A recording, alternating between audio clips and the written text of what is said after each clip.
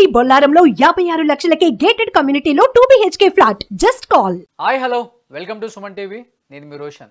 గత 3 రోజుల నుంచి చూస్తూనే ఉన్నాం మనం. అండ్ హర్ష సాయి అండ్ బాధితురాలు ఇద్దరు కూడా తప్పు మాది కాదంటే మాదని చెప్పి కూడా ఇద్దరు సోషల్ మీడియా వేదిక ఆడియో ఫుటేజ్లు కానీ లేకపోతే వాళ్ళ వైపు లాయర్స్ వాదనలు కూడా వింటూనే ఉన్నాం. అండ్ నిన్న నేను కూడా ఒక డిబేట్ చేశాను. ఆ డిబేట్లో కూడా నేను నిన్న ఫైట్ చేసింది ఒకే ఒక దానికోసం.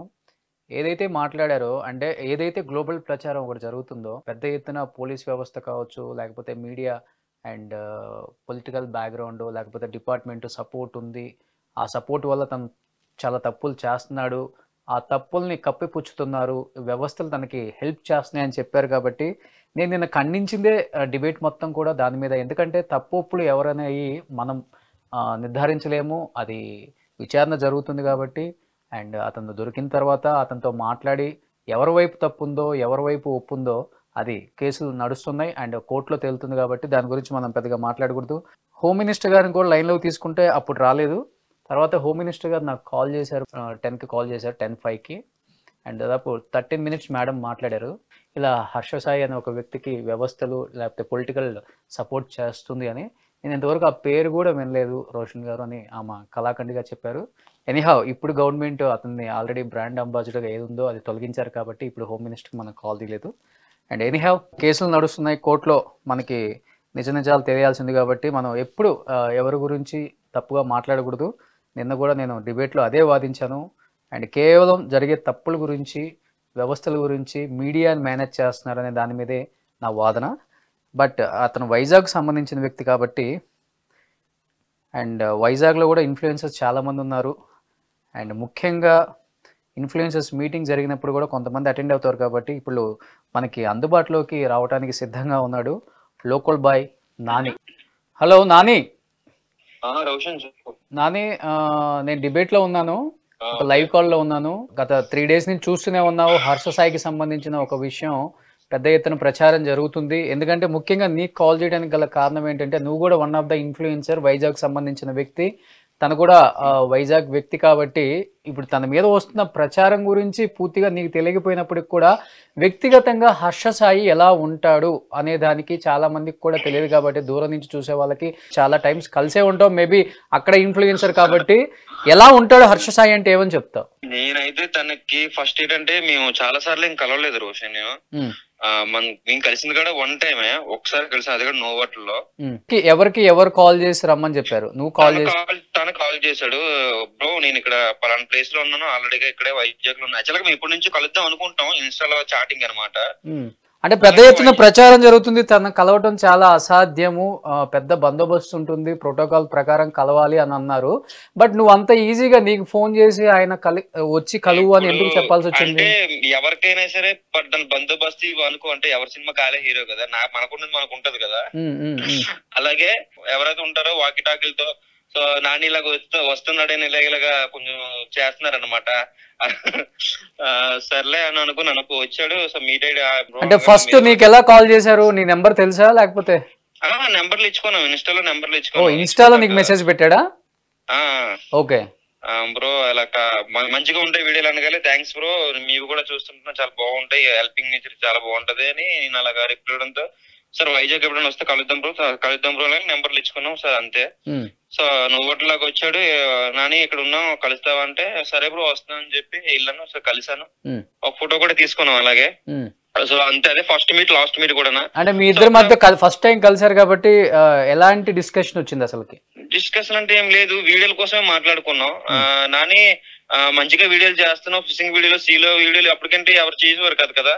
అప్పుడు నువ్వు కూడా చాలాగే కదా వచ్చావు రోషన్. అదే యాక్చువల్గా నువ్వు కూడా అప్పుడు ఆ మధ్య నువ్వు ఇంటర్వ్యూ చేయకపోతే ఈ రోజు యూట్యూబ్ ఛానల్ కూడా పెట్టే ఐడియా కూడా నాకు ఉండేది కదా. అవునవును, గత 4 సంవత్సరాల క్రితం ఫస్ట్ ఇంటర్వ్యూ నేనే చేశాను. నిన్న ఫస్ట్ ఇంటర్వ్యూ నువ్వు చేసి, అదే అంటే ఆలోచన వచ్చేది కాదు. నాని చాలా మంది అడుగుతున్నారు అనుకల్లా నాకు ఓకే పెట్టాలనిపించి పెట్టించనమాట. అలాగే తనకు కూడా నచ్చాయి మన వీడియోలు, నచ్చి నాకు కూడా తను హెల్పింగ్ చేసేవాడు కదా. అంటే హెల్పింగ్ అంటే కాదు, కొంచెం గేమ్లు లాంటివి అప్పుడు కొన్ని.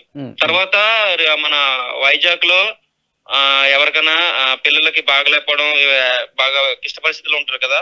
సో నాకు ఎవరు అప్రోచ్ అయితే అప్పుడు మనోడికి ఇన్ఫర్మేషన్ చేసేవాడు అనమాట. బ్రో ఇలాగా ఈ ప్లేస్ లో ఇలాగ ఉంది పరిస్థితి, నువ్వు వస్తావా అంటే బ్రో నేను రాను, మా టీంని పంపిస్తానని చెప్పి వాళ్ళ టీంని పంపించి సర్వే చేయించేసి సో అట్లా వచ్చేవాడు అనమాట. అలాగే 4-5 నేనే చెప్పాను అది 4 ప్లేసులు. ఆ చిన్న పిల్లకి చనిపోయింది పాపం రీసెంట్ గా. యాక్చువల్ గా మా పాప బ్యాడ్ లక్ మరేమో తెలియదు, పాపం అబ్బాయి హెల్ప్ చేయడానికి వచ్చాడు అంతే. అదేనా ఫస్ట్ మీటింగ్? తర్వాత ఎప్పుడైనా కలవడం జరిగిందా? ఫస్ట్ మీట్ లాస్ట్ మీట్ అంతే, అంతకు మించి ఇంకేం లేదు. ఆ మధ్య ఎప్పుడో సినిమా కోసం కూడా మాట్లాడాడు, నాని ఇలా మూవీ చేస్తున్నాను హార్బర్ లో బోట్లు ఏమైనా కావాలంటే అప్పుడు నేను చెప్తాను, ఇన్ఫర్మేషన్ ఇస్తాను అన్నాడు.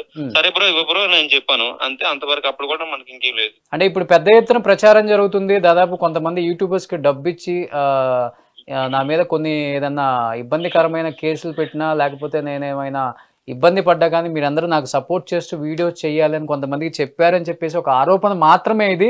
అది నిజం అవునో కాదో బయటకు వచ్చి వాళ్ళు వీడియోస్ చేస్తే మాత్రమే తెలుస్తుంది. కాబట్టి నువ్వు కూడా ఒక మంచి ఇన్ఫ్లుయెన్సర్ అండ్ మంచి యూట్యూబర్, వైజాగ్లో ఆల్రెడీ కలిసావు, నీ సపోర్ట్ కావాలని చెప్పారు. కాబట్టి ఎప్పుడైనా అలాంటివి చెప్పడం జరిగిందా హర్ష మీకు?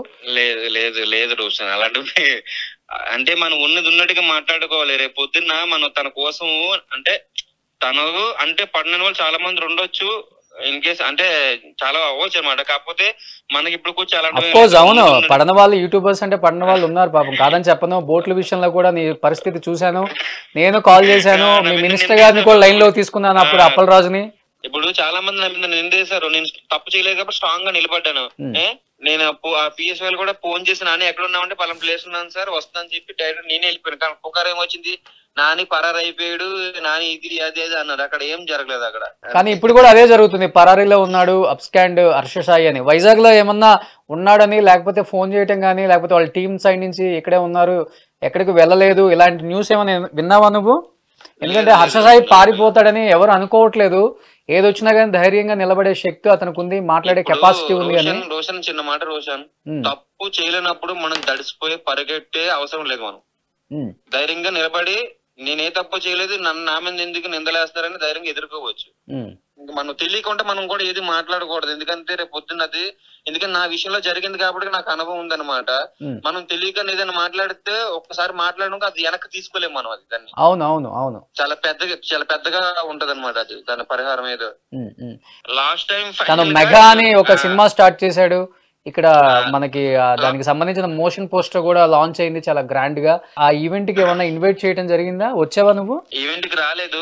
ఒక 2 మంత్ బ్యాక్ నాకు కాల్ చేశారు, ఎవరు హర్ష సాయి కాల్ చేసి ఈశామరాజుకి రవి గారికి నువ్వే ఇచ్చేవంట కదా కొన్ని బెట్టింగ్ ద్వారా ఉన్న ప్రూఫ్స్ నేను ఆడినవి అని అన్నాడు. ఎవరెవరికి? ఈశామరాజు రవి గారు ఉన్నారు కదా బెట్టింగ్. అవును అవును అవును అవును అవును.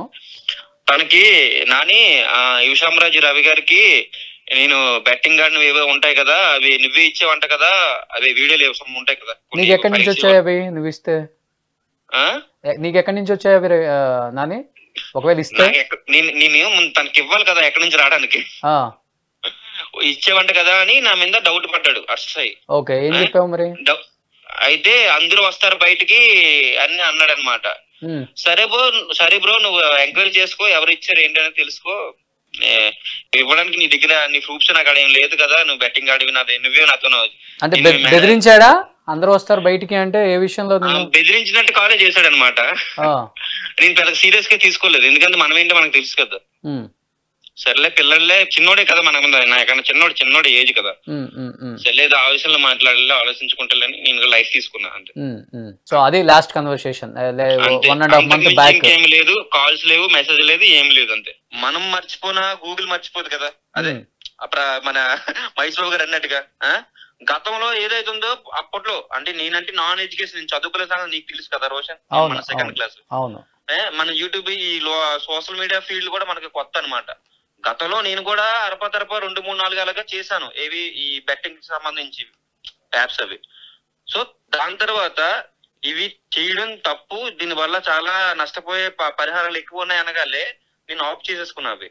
ఎందుకంటే చేసావా ఇనిషియల్ గా తెలియక చేశాను అది, ఎందుకంటే నేను చదువుకోలేదు, ఎందుకంటే మనకు ఎడ్యుకేషన్ లేదు కదా.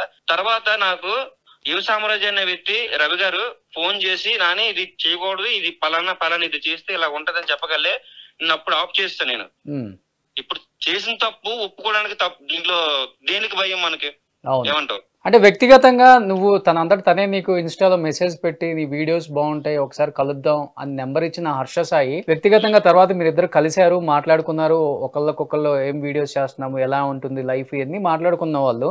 అంటే ఒక మనిషిని మనం ఒకసారి కలిసినప్పుడు ఈజీగా అబ్జర్వ్ చేయొచ్చు. తన వే ఆఫ్ బిహేవియర్ ఎలా ఉంటుంది, ఎలా మాట్లాడుతున్నాడు ఇవన్నీ కూడా. అండ్ ముఖ్యంగా ఇప్పుడు తన మీద వస్తున్న ఆరోపణలు నాని తన మీద వస్తున్న ఆరోపణలు లైంగిక ఆరోపణలు. ఒక అమ్మాయి కేసు పెట్టింది, నన్ను లైంగికంగా వేధించాడు, నా డబ్బు తీసుకున్నాడు, నా సినిమా సంబంధించిన కాపీరైట్స్ ఇవ్వకపోతే దానికి సంబంధించిన అన్ని కూడా వైరల్ చేస్తాను అని చెప్పి అలా చేసే వ్యక్తి అనుకుంటున్నారు మీరు హర్ష సాయి నాని? ఇందాకే చెప్పారు క్వశ్చన్ అంటే మేము కలిసింది కలిసినప్పుడు కూడా తనంత యాటిట్యూడ్ ఏం చూపించలేదు నా దగ్గర. నార్మల్ గా మంచిగానే రిసీవ్ చేసుకుని బాగానే మాట్లాడుకున్నాం. అదే అంతవరకు. ఇప్పుడు కలిసి తిరిగితే ఇప్పుడు వాడు ఇలా ఆల్రెడీ వీడు ఇలా చేశాడు, అందరితో ఇలాగ ఉంటున్నాడు, అమ్మాయిలు ఇలా మిస్బిహేవ్ చేస్తున్నాడని చెప్పగలను. అంటే మేము కలిసి తిరగకన్నా ఫ్రెండ్షిప్ చేయకన్నా డైలీ కాల్ మాట్లాడుకోకుండా కూడా తన కోసం నేను ఇంకా ఇన్ఫర్మేషన్ చెప్పడం అది కరెక్ట్ కాదు. అది ఏం చెప్పినా సరే రాంగ్ వేలోనే పోతుంది. అంటే అట్లీస్ట్ వింటాం కదా మనం. వైజాగ్ లో చాలా మంది లోకల్ వాళ్ళు అంటే ఇప్పుడు చాలా మంది చాలా రకాలుగా చెప్తారు. నెగిటివ్ ఉంటది, దాంట్లోనూ మంచి కూడా ఉంటది. విన్నవి మనం చూసేవి చెప్పాలి కానీ విన్నవి చెప్పకూడదు. అది ఓకే.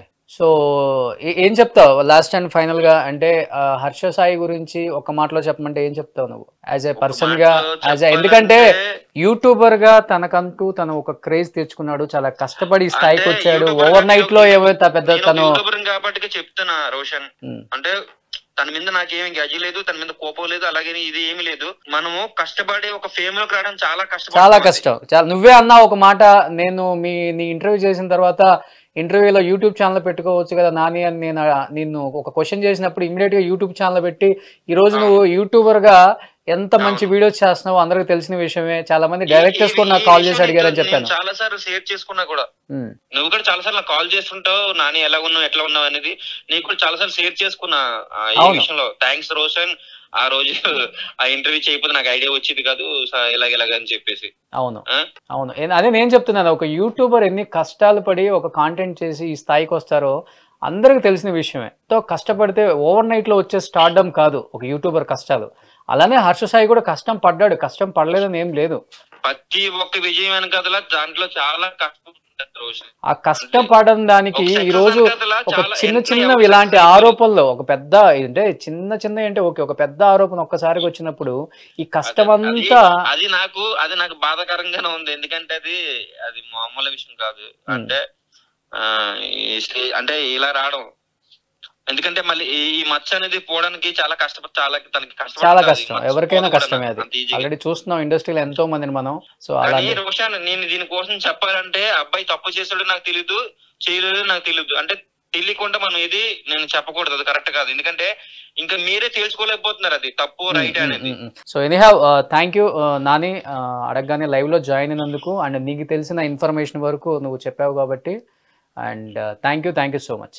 లాస్ట్ ఒక మాట రోషన్, సో మనకు తెలియకున్నా ఏది కూడా తప్పుడుగా నిర్ణయించకూడదు. ఏది కూడా అంతే కోర్టులు ఉన్నాయి, పోలీస్ వ్యవస్థ ఉంది. అంతే. మీ మీడియా మిత్రులు ఉన్నారు చూసుకోవడానికి, నిజాలు తేల్చడానికి. ఈవెన్ నిన్న కూడా నేను పోరాటం చేసింది కేవలం వ్యవస్థలను మేనేజ్ చేస్తున్నారు అనే దానికి నేను పోరాటం చేశాను. వ్యవస్థలను మేనేజ్ చేసే అంత దమ్ము ధైర్యం ఎవరికి లేదు. వ్యవస్థలను మేనేజ్ చేసే మాట అయితే ఢిల్లీ సీఎం అరెస్ట్ అవ్వడు. వ్యవస్థలను మేనేజ్ చేసే దమ్ము ఎవరికి ఉండదు. ఓకేనా? వ్యవస్థలను ఎవరు మేనేజ్ చేయలేం. So anyhow thank you Nani, thank you so much.